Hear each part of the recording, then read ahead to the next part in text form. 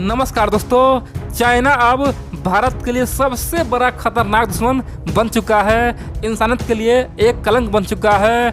China ने सबसे खतरनाक हथियार भारतीय सैनिक पे यूज किया। दोस्तों, हजारों सैनिक पे खतरनाक हथियार चलाया और पूरे दुनिया में हड़कंप मचा दिया। जो काम दुनिया का कोई भी देश नहीं कर पाया, ना तो अमेरिका किया ना रूस किया। दोस्तों, दुनिया में कोई भी देश इतना घटिया हरकत नहीं किया, चाइना ने वही काम कर दिया। और बड़ी बात तो यह है कि अब तक का सबसे खतरनाक हथियार भारत पे छोड़ा। दोस्तों, आप कह सकते हैं अब की बार हम लोग के लिए करो और मरो का सिचुएशन आ चुका है। हम लोगों को अब एक होना पड़ेगा, क्योंकि चाइना ने वही काम किया है जो उसे नहीं करना चाहिए था।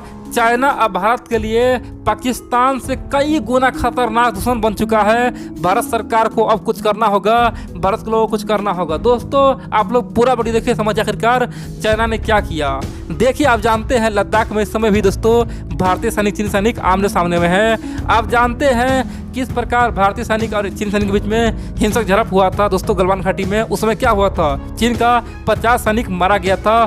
दोस्तों, भारत का भी 20 सैनिक शहीद हो गया था। लेकिन दोस्तों, बड़ी बात तो यह है कि उसी लद्दाख में चाइना ने वो कारनामा कर दिखाया है ना, जिसका हिम्मत किसी में नहीं था। दोस्तों, चाइना ने भारतीय सैनिक के ऊपर माइक्रोवेव वेपन यूज किया है, माइक्रोवेव हथियार। दोस्तों, आप पूछें कि ये क्या है भैया, हम तो टैंक सुने थे, गोले बारूद सुने थे, हम ड्रोन सुने थे, हम लोग हेलीकॉप्टर सुने थे, फाइटर प्लेन सुने थे, हम लोग एयरक्राफ्ट सुने थे। आखिरकार माइक्रोवेव हथियार क्या है? दोस्तों, यह एक अदृश्य हथियार है।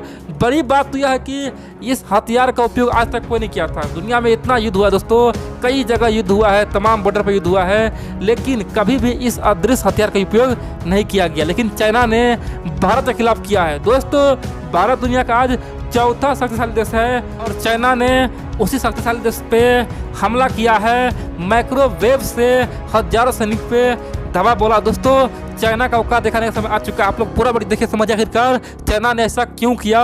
और बड़ी बात तो यह है, भारतीय मीडिया में दोस्तों इसका कोई खबर ही नहीं है। आप पूछें कि जब भारतीय मीडिया में कोई खबर नहीं है तो हम कहां से बता रहे हैं। दोस्तों, आप चाहे ऑस्ट्रेलिया का मीडिया देखिए, आप चाहे जापान का मीडिया देखिए, ब्रिटेन का मीडिया देखिए, आप चाहे अमेरिका का मीडिया देखिए, तमाम जगह कल ही से दोस्तों 2-3 दिन से तमाम जगह एक ही खबर छप रही है कि आखिरकार चाइना ने इतना बड़ा हरकत कैसे कर दिखाया और जवाब में भारत चाइना का कुछ कर नहीं पाया। दोस्तों, अब भारत के हथियारों पे सवाल उठना खड़ा हो गया है।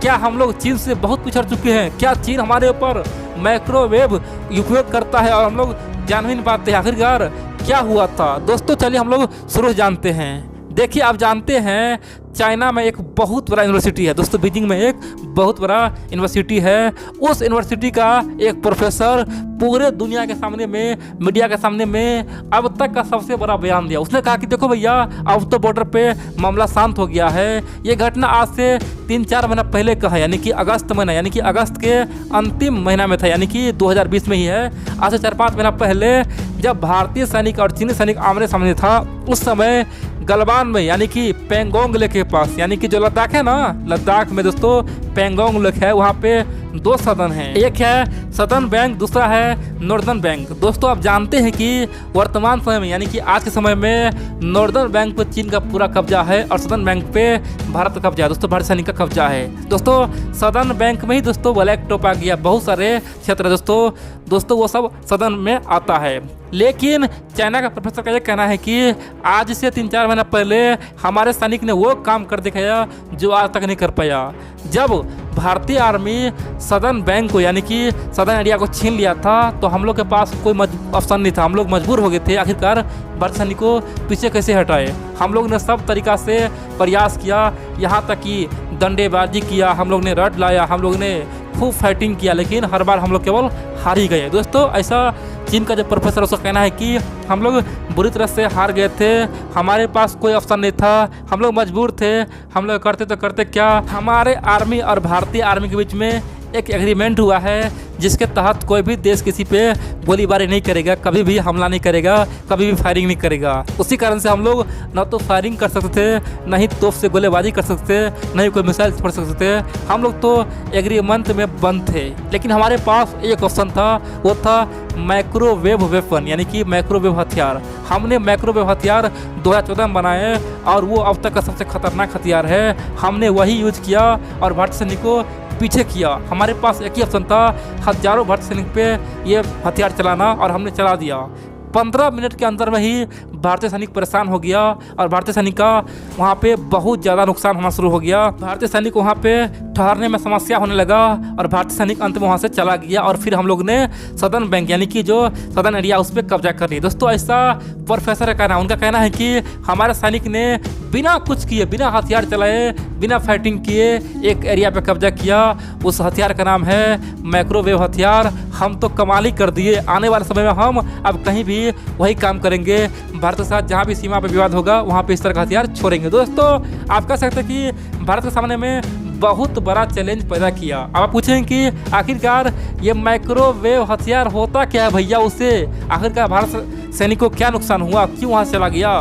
देखिए दोस्तों, माइक्रोवेव हथियार यानी कि वेपन दोस्तों किसी को दिखाई नहीं देता है। आप कह सकते हैं कि नॉर्मल होता है इंसान, किसी को कुछ पता चल रहा है कि हो क्या रहा है। दोस्तों मान लीजिए अदृश्य शक्ति, आप लोग देखते होंगे राक्षस के पास क्या होता है। राक्षस जो होता है दोस्तों उसके पास होता है अदृश्य शक्ति, यानी कि बिना कुछ किए केवल हाथ दिखाता है और उसके अंदर से शक्ति निकलता है और किसी मनुष्य को मारता था। दोस्तों सेम टू सेम चाइना के अंदर आ चुका है। वो एक अदृश्य शक्ति है, वेपन चलाता है और किसी को पता भी नहीं चल पाता है।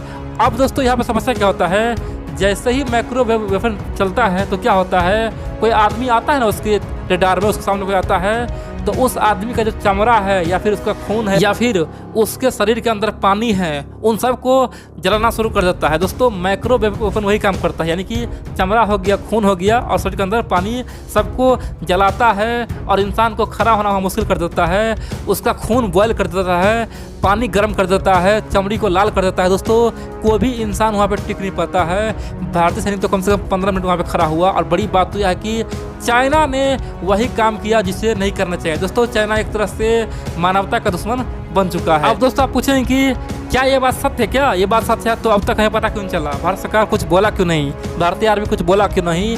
दोस्तों ये बात केवल वही प्रोफेसर बताया है जो चीन के बीजिंग यूनिवर्सिटी में पढ़ाता है। दोस्तों उनका कहना है कि ये सब मुझे पता है। आप पूछें कि चाइना उस पर कुछ बोला अभी तक, दोस्तों चाइना अभी तक कुछ नहीं बोला, ना ही कुछ भारत बोला। आप कह सकते हैं कि यह एक ऑफिशियल न्यूज नहीं है, केवल दोस्तों एक प्रोफेसर ने कहा है। आप पूछें कि उसमें सच्चाई हो सकता है। जी हाँ दोस्तों बिल्कुल सच्चाई हो सकता है। 2014 में रशियन मीडिया में खबर छा गया था, पूरा फैल गया था। रशिया के तमाम मीडिया ने छापा था कि चाइना के पास वही हथियार आ चुका है जो यूएसए के पास है। दोस्तों चाइनीज मीडिया में भी दोस्तों उस तरह खबर कई बार आ चुका है कि चाइना ने माइक्रोवेव हथियार बना लिया है। दोस्तों ये बात आज से 5 साल पहले ही चाइनीज मीडिया में आ चुका है, रशियन मीडिया में आ चुका है, यूरोपियन मीडिया में आ चुका है। दोस्तों अब 2020 में अगर ऐसा वो प्रोफेसर बोलता है ना तो समझिए वो बिल्कुल सत्य है। दोस्तों हो सकता है बाय द वे ऐसा किया हो। लेकिन दोस्तों एक बात और सत्य है, अगर चाइनीज माइक्रोवेव वेपन से भारतीय सैनिक पीछे हट गया तो ये भी सत्य है दोस्तों,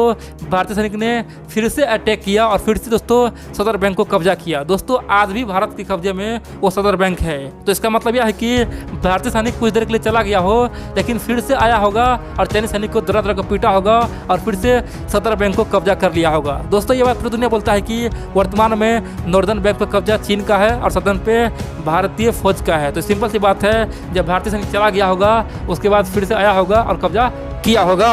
अब दोस्तों आप पूछेंगे कि यह हथियार पहले कौन बनाया, क्या पहले चीन के पास ही आया, क्या अमेरिका के पास क्यों नहीं आया, रूस के पास क्यों नहीं आया। दोस्तों चलिए हम ये जानते हैं। देखिए इस हथियार पे अमेरिका, रूस, चीन सब काम कर रहा था। दोस्तों अमेरिका बहुत समय पहले इस तरह का वेपन बना चुका है, लेकिन अमेरिका का यही कहना है कि ये हथियार कभी भी हम बॉर्डर पे यूज नहीं करेंगे क्योंकि इससे कुछ नुकसान होगा ही नहीं। कुछ समय के लिए किसी सैनिक को हम लोग परेशान कर सकते हैं, भगा सकते हैं, इससे कोई मरने वाला तो है नहीं। दोस्तों अमेरिका जानता है कि इस हथियार के भरोसे हम लड़ेंगे तो हम खुद बर्बाद हो जाएंगे। दोस्तों यही चीज़ अमेरिका जानता है, इसीलिए बोला कि ये हथियार केवल यूज करेंगे हम भीड़ को भगाने के लिए। बाय द वे हमारे देश में कहीं पे कोई हिंसक झड़प हो गया, कहीं पे आम लोग सड़क पर उतर गया तो हमारे पास कोई ऑप्शन नहीं होगा तो क्या करेंगे, हम लोग इसी तरह का हथियार छोड़ देंगे और भीड़ को तितर बितर कर देंगे, भीड़ को तोड़ देंगे, यानी कि भीड़ में ही चलाएंगे ताकि भीड़ के लोग छोड़ के भाग जाए। दोस्तों अमेरिका इस प्रकार का हथियार इसीलिए बनाया है, लेकिन चाइना ने पहली बार दिमाग से